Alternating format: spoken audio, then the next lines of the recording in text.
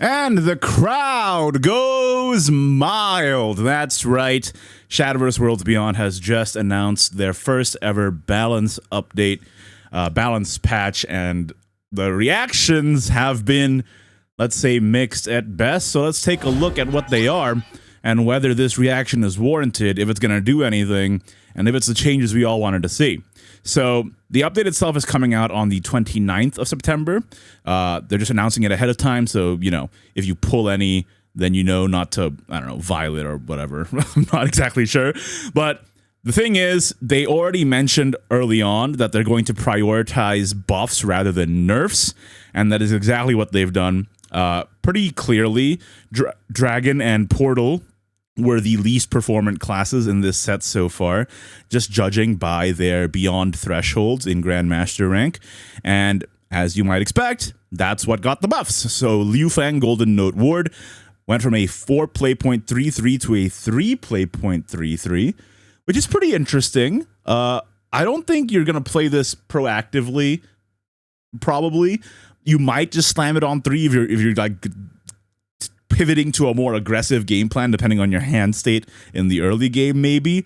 But I think more relevantly, it's going to enable some pretty cool things you can do on turn 6, or rather at 6 play points. For example, you can now slam Liu Fang, evolve her, and then have Overflow active that turn to play alongside Ocean Rider at the 6 play point threshold. Then you get the 2 Megalorcas, so that's pretty neat as well. It's a nice little buff. Nothing crazy, but still fine, I guess.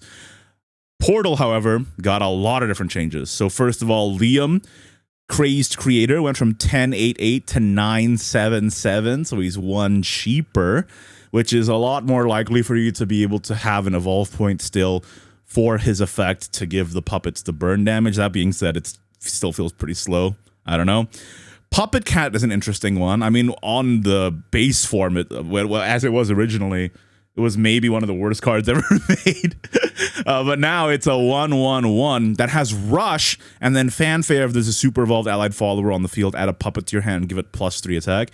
This actually has relevant like use cases. For example, now on 9 play points, you can play Orcus Super Evolve. You get the Orcus, the Lloyd, the 2 enhanced puppets. Then you play the Puppet Cat. The Puppet Cat has Rush, so you can just ram it into an enemy follower, and maybe that even saves your Lloyd or your enhanced puppets from having to trade. And then you slam down the Fort Attack puppet, and that's 4, 7, 10, 11 with the super 12 damage, right? 4, 7, 10, 11, 12. Yeah, that's really good. So, and yeah, just as a 1 play point 1/1 guy that has Rush, it's just fine to play in the early game as well, or in the mid game if you need help like clearing something. Although I don't think you would, because you have puppets. So maybe you run this as a 2 of just to combo with your Orcus or something like that. I think it's actually a little relevant. And then finally, the Zwei Evolve is also relevant. Now, it summons an enhanced puppet on Evolve as well. And of course, it'll gain Ward because of the base effect of Zwei now. So you get the 3/3 Zwei, the 6/1 Victoria with Rush, Strike, and Ward, and then now a 3/3 with Ward as well. Just helps you clean up the mid game. Also helps you like preserve puppets in your hand, right? Which can help you preserve puppets in your hand into a Noah turn to buff your puppets in your hand even more, something like that. I don't know. It's nice. Also, like just giving you like a more defensive play. Like you can just leave the enhanced puppet up to tank a hit or something. Makes this Vi more protected. She's protected behind 2 wards now. One's a 3 health, one's a 1 health. With the Victoria as only a 1 health, it was like pretty vulnerable. But now you have another stronger ward up there. So I think that is actually pretty nice. I mean, Zwei felt like she did very, very little for a legendary card, so it's a welcome change.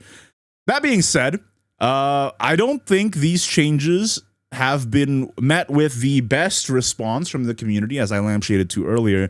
I think right now, the community, obviously, you know, there's overreactions of like, this meta sucks, blah, blah, blah. And, you know, if you actually do feel that way, that's valid. But I think in terms of actual, you know, amount of playable decks, it's a pretty good time right now.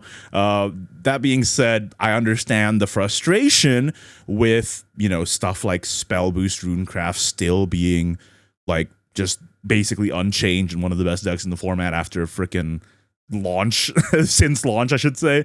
And then also, of course, Crest Haven's gameplay being, some people think it's problematic, for example. And do these changes really, you know, affect their standing? People are seeming to say no. That being said, you know, metas are unpredictable. Maybe, you know, a domino effect will occur just because of these buffs. But that being said, saying that again, I understand why people are hesitant when these seem like just minor buffs to pretty weak decks that in a lot of cases they think it's just not going to get them up to par with what's currently the top dog of the meta right now anyway. So, yeah, that being said, I keep saying that being said. It's take a shot every time I say that, I guess. I just wanted to say that I do understand why they prefer buffs to nerfs. The more pessimistic viewpoint, of course, is that they're buffing instead of nerfing so that they avoid giving vile compensation to cards that are nerfed to the players. And that's also a point of frustration for people, like thinking that that might be a rationale behind their balance change rather than purely the health of the game. And that's also a valid point. But I think even setting that aside, I kind of do prefer buffing the underperforming decks right now, just because it seems like in terms of playability, Forest, Haven, Sword, obviously, and Abyss all seem pretty playable. And like rather than just nerfing all four of those, like it seems like in this scenario, in this particular case, buffing the lesser classes is probably the right move. But, you know, I wouldn't have hated seeing a hit to Spell Booster or Crest either, to be honest. Okay, so that's the constructed changes. Let me know what your thoughts are on those in the comments down below. But also, Take 2 has been adjusted as well, with Mirabane Great Manifest being banned from the Take 2 card pool. Now, I don't play much Take 2, but I have heard that this card is a problem. You just pick it every time, and then your entire game plan just changes. And, you know, with Take 2 being a grindy, value-based format, because it's a draft format, you can't, you know, curate hard deadline win conditions. Games tend to go grindy, and then if you just Mirabane and win through that win con every single time, it's very boring. So I do understand why they banned that. They also changed the amount of redraws from Haven back from 2 to 5 again, and then Rune is also keeping at 5 as well. So keep that in mind. And again, that'll also be on the 29th of September update. So these changes don't go into effect until another like 2 to 3 days. Yeah, let me know what you think about these changes. I think I would have liked to see a couple of more buffs for Artifact as well, not just Puppet.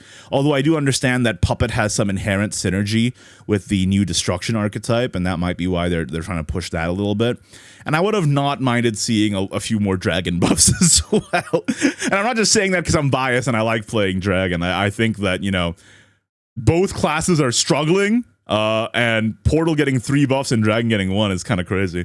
Anyway, yeah, once again, let me know what you think in the comments down below. And if you enjoyed this video, then you're sure to enjoy the video on screen right now. And it's not a video, it's a podcast where we talk about the upcoming game mode in Shadowverse Worlds Beyond, the Battle Dungeon.